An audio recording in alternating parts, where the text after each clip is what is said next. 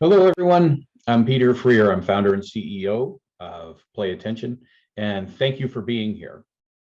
I am excited to talk to you about understanding neurotechnology and its relationship to managing ADHD. I have been in this field for 30 years, more than 30 years at this point. I hate to say it, but I am a former school teacher who decided to just work so diligently to create a program for children and adults with ADHD. And I just stumbled across the fact that neurotech was being used by NASA. And I enhanced what they did and received 3 patents for it. I actually developed the field of increasing executive function by integrating neurotech with cognitive skills. So we'll discuss that a little bit more today. But first, we need to get a few ground rules in place. So if you would be so generous and kind to turn off your cell phone if you can. All right. So that would be very, very helpful. We are all under a barrage of, it's really an assault on our attention.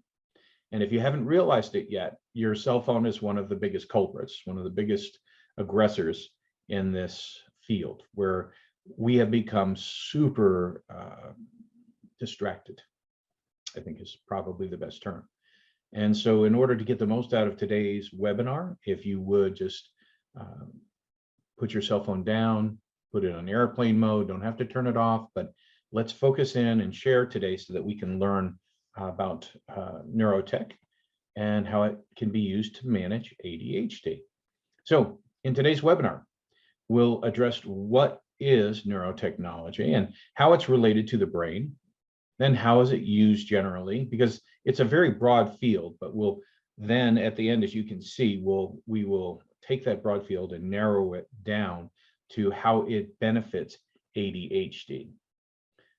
Now, one of the most significant things I think I've learned over these 30 plus years of being in neurotech is that the brain is an organ of reduction. And in order to understand neurotechnology, we have to understand a bit about the brain. So as an organ of reduction, what does that mean? It means that every starry sky that you've ever watched, every full moon, every sunset that you've ever seen, every kiss, everything you've ever learned, whether it's in school or at synagogue or at church or at university, everything is reduced to this network of randomly firing neurons.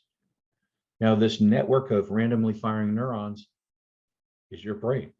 They comprise your brain. Billions of them comprise your brain. There are nearly as many neurons in your brain as there are stars in our galaxy. The numbers are very close. So one of the things that we understand very much about the brain is that we have very little control over it, don't we? Coming out of a pandemic, our stress levels were up here and they're still up here. We've never experienced anything before. How do we manage that? No one gave us a user's manual for our brain. But how do we manage it? Well, we do it in various different ways. We try to cope and try different things that do or do not work.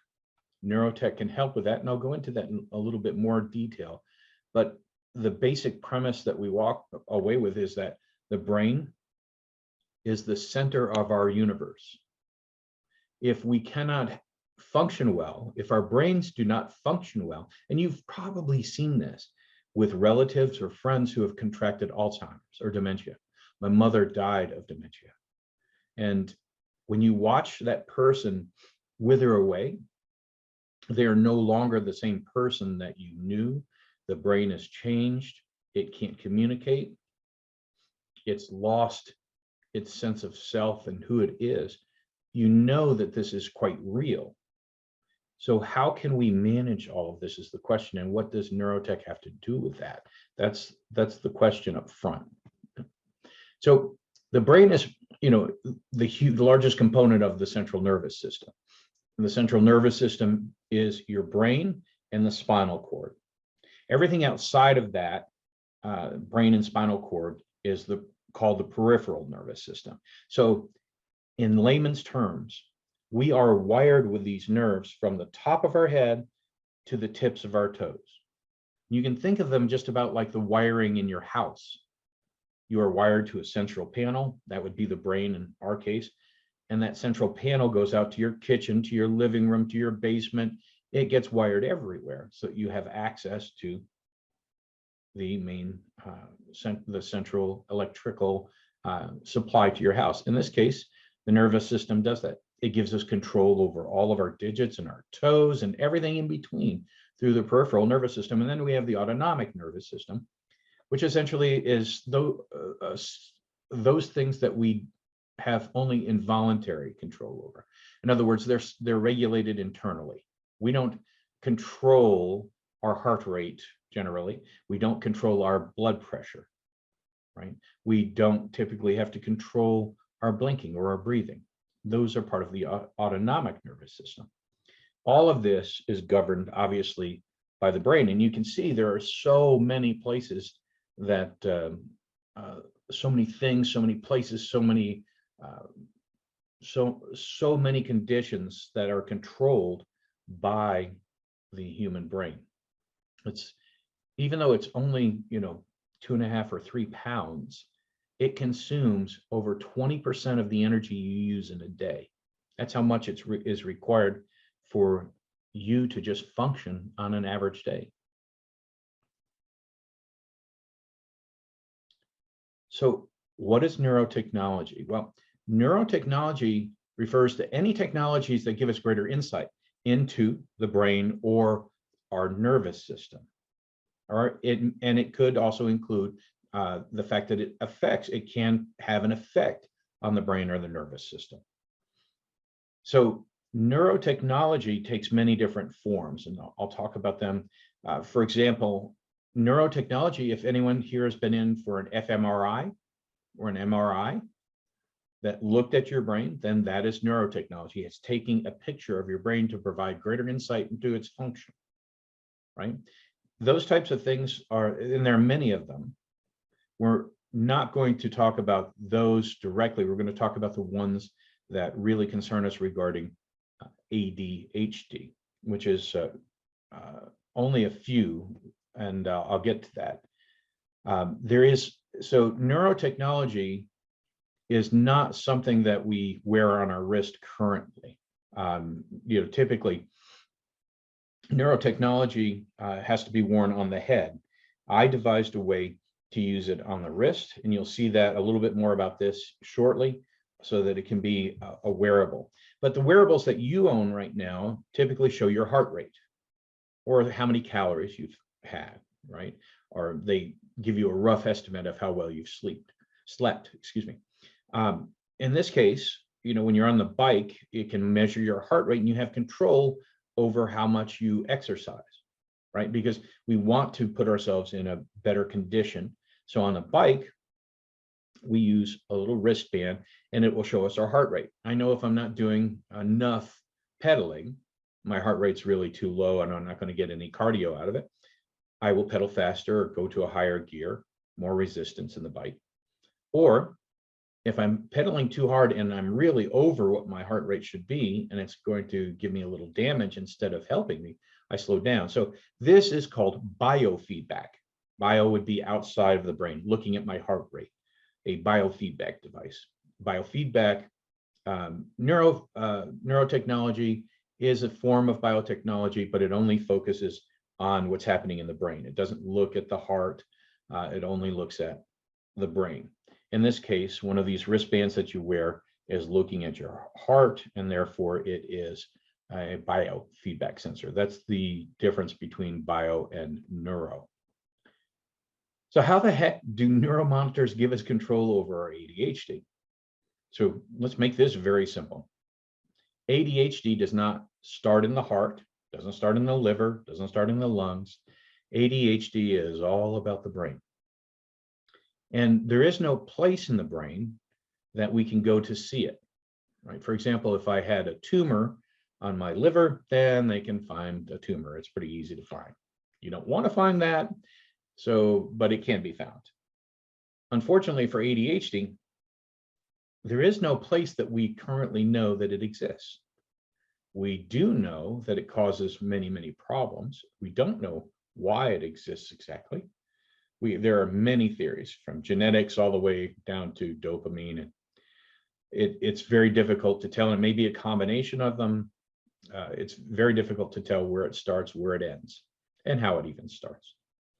Just to be very candid, there are a lot of people who sell a lot of books telling you a lot of different things, but the reality is we just don't know. However, we do know that neuromonitors allow us to access some of the key features of the brain. How much attention is it paying? Is it in a peak performance state? Can it be in a mindfulness state? Can it be in a relaxed state? Neuromonitors can tell us all of that. And so this is one of the things I was incredibly interested in when 30 plus years ago, I began to research what I could do for a student named John that was in my classroom. And John could not pay attention to save his life. I moved him closer to my desk. I gave him an individualized education plan, and I was getting very good results with John. It's the first male teacher he had. This was a 6th grade student. So after success with him, though, he still wasn't able to do what his parents wanted him to do. And this is in rural North Carolina. His father began hitting him because he couldn't control John. So one day John came in and put his head down on his desk and was totally out of it. Bloodshot eyes. I said, "Are you sick?" He said, "No, I'm on medicine." I said, "You're on medicine for what?" He said, "I don't know. I'm just on medicine." I think he said something that his parents said it was about how he acted. This is to improve his behavior. So they had placed him on, I think it was Ritalin at the time, and they never could get it quite right for John. He was totally just out of it, head down. The kid who was happy, funny, and a bit of a hellion was all of a sudden someone who was rather sickly and just kind of out of it. And it broke my heart, to be honest with you. So I think that medicine does have a function for certain people in certain cases, but if we are able to regulate our own brains, it makes it kind of a moot point in some cases, in many cases, actually. I'll give you a little bit more statistics and research on that in just a moment. So neuromonitors, since we know they can look at brain states, and I'll talk about that just a little bit. So this little brain sensor here that we'll show in just a moment can look at how attentive you are. What is your state of mindfulness? What is your state of relaxation? What is your state of just being in the moment, right? Meditation, mindfulness, that kind of thing.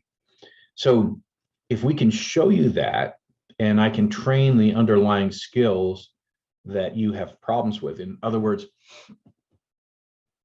if you are familiar with the term ADHD, you know that it is not really a problem of attention. Attention is at the tip of the iceberg, but it is truly a problem of executive function. For those who are not familiar, uninitiated into the term executive function, if we look at our brains as essentially a corporation, the highest end of the corporation, the executive end, seems to make the strongest decisions. They organize, they plan, they regulate how things are done.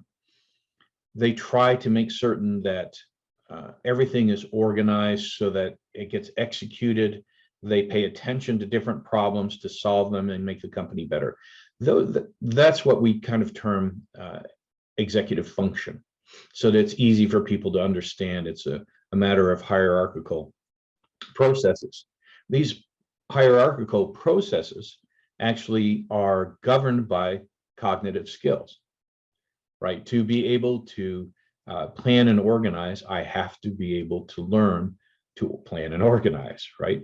If I have weak planning and weak organization, I have to have skill sets that teach me how to do it. It's not like we're all born equally on that ground. Some of us, particularly, are great organizers, planners, and we have great emotional self-regulation. But if you have an ADHD spouse or a friend or a child or a student, then emotional self-regulation is probably not one of their strong suits. Neither is being able to direct their attention at will. And for that matter, planning and organization are probably difficult. Being able to complete tasks is difficult. What if we could teach those? That's what this interactive monitoring done with this little device, a brain sensor, right, does for us in real time. And it's called closed loop monitoring. I want to talk to you a little bit about closed loop monitoring. Closed loop monitoring, we see in a game that we use here for time on task. The job for the student who's wearing the armband I just showed you is to drive that little forklift driver by my attention alone. So I can see my attention in real time. It's no longer somebody saying, hey, will you pay attention, please? It's not that. It's that I can see it because I'm in control of it, and I am going to move that forklift driver by mind alone. So I now see attention. Attention is concrete and controllable. But in addition to that, I'm putting them in an environment where they have to learn to start a task and complete a task within a normal amount of time. Does everybody understand? If you do understand what I'm talking about, please give me a hands up. Give me a hands down if you don't understand. Super, super. Thank you. So it is a matter of internal regulation, where I am giving myself the advantage of seeing what's happening in real time, seeing my attention, and then learning a particular skill that is going to increase my executive function. So after a while of training, I am able to self-regulate. I'm able to do things that I need to do that have been foreign to me. Now, we have been doing this for 30 years, and we have great data that back us up. And I'll talk to you about that a little bit more in just a moment. So interactive monitoring, the ability to see my brain state in real time, my attentive state, my relaxation state, my mindfulness state, is key to the interactive monitoring using a brain sensor like we have.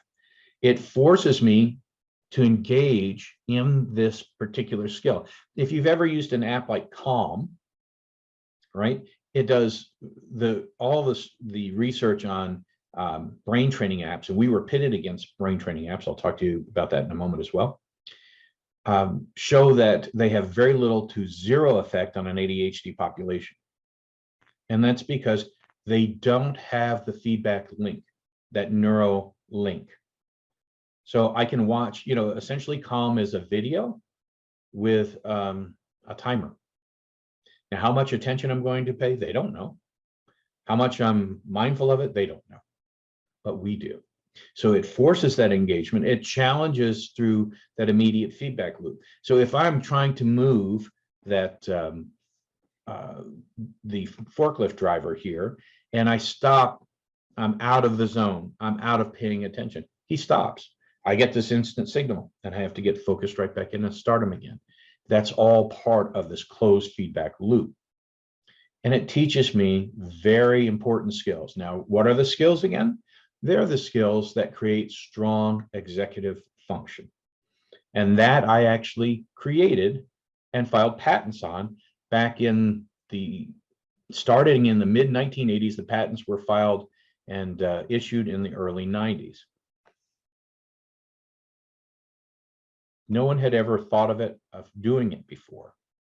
So Tufts University School of Medicine actually wanted to understand whether this actually worked or not. So they got a $1.5 million grant from the U.S. Department of Education. And they flew me into Boston to talk to them because they were going to do it in the Boston City schools. And they said, well, we're going to pitch you against brain games because we don't think neurotechnology makes a big difference. I said, sure, you can do that, but you're not going to be successful. And I said just what I told you just a few moments ago. How much attention are they going to pay to those brain games? Do you know? They said, no, but brain training is brain training. I said, it is not. And so here are the results that happen when we did it. Now, the check marks are, when you look at executive function on the left-hand side, we significantly improved executive function. The brain games, no. And then they had another control group that, because this was a randomized controlled study in the Boston City schools, over 109 kids, I think. Executive function, significant improvement for play attention, not in brain games and not in the group that got no intervention whatsoever. Did we get significant improvement in attention? Yes. Brain games? No. Non-intervention group? No. Behavioral control, they self-regulated. They behave themselves on their own, because there is a direct correlation between attention and behavior, and they can see it in the games. Brain games? No. Non-intervention? No. So now, no increase in medication or no medication at all, play attention. No medication at all or no increase in medication. Brain games and non-intervention had an average, required an average of 9 milligrams on average increase to stay in school. So it shows a significant difference in the outcomes when you're using neurotech. But again, it's not like giving a pill where you give a pill and you hope, okay, immediate change. It comes on slowly. They had to do this for many months to finish out the program. And they did this 3 times. They did a pilot study, long-term study, and then they went back to see if it actually stuck. If there was some type of perseverance where the skills that they learned were still there after 6 months of not having any intervention. And you know what? They were all still there, just as they were in the beginning. And that is the 3rd study that Tufts had done.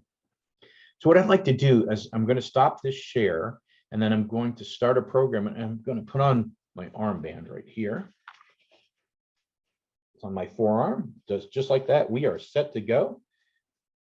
It's turned on. And so I'm going to do just a quick demo for you so you can actually see a different game. This is for mindfulness. So this uses a mindfulness algorithm. It looks at how mindful I can be. And I'm going to use Da Vinci's Candle. Da Vinci's Candle is an app we use, a game we use, so that I can learn to be in the moment, which is super important, because all the studies on mindfulness and ADHD say that if you learn mindfulness, it reduces the symptoms of ADHD. So we give you the ability to be in Da Vinci's lab, where I'll see all of his paintings on the wall, and I will go over and I'll see an hourglass flip over on his desk, and on his desk is Da Vinci's Candle. That's the name of the program. And what I'm going to do is control the height of the flame by my mindfulness alone. So when I'm mindful, the flame will rise up. When I start losing my mindfulness, the flame diminishes. So I'm in this feedback loop so I can train mindfulness. Again, if I'm given a mindfulness app by Calm or one of the other game folks, I have no idea if I'm really being calm. I have a video up and a timer, and hopefully I'm somewhat calm. But then as I'm participating in it, I go, oh gosh, I got to stop thinking about those bills I have to pay and got to try to focus on this thing. There is no feedback, which is a huge part that's missing. So let me stop this share. I'm going to start my program, and I'll be right back. Now we'll travel through the workshop. Everybody see the airplane model that he had done in the Renaissance above? Now the timer turns over, and I'm going to do my best to keep the candle up. While I'm talking to you, I can't do it. But right now I'm going to focus in, mindful.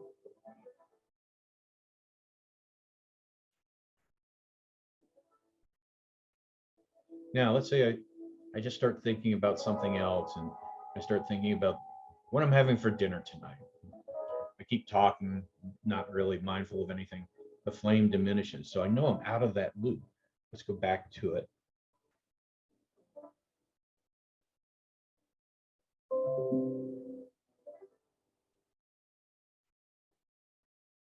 So this is that closed feedback loop I've been talking to you about. That gives me that real-time feedback.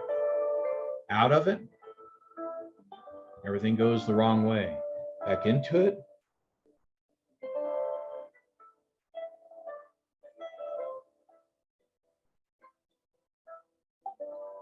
can learn mindfulness very, very quickly.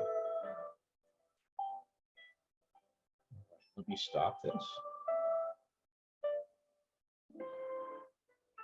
Right. So I hope you understand. I mean to make this brief and not throw a lot at you at one time. And I mean to make this brief. So I would like to, and if you have questions, please place them in the chat and I'll do my best to answer them in just a moment. Let me again share my screen with you and we'll finish up and I'll take questions as we go through. One moment so I can get my screen back up. Zoom has made this incredibly cumbersome and in their updates, which I don't really understand, but here we go. I hope everybody can see. Can I get a hand up if you can see the new slides on the screen?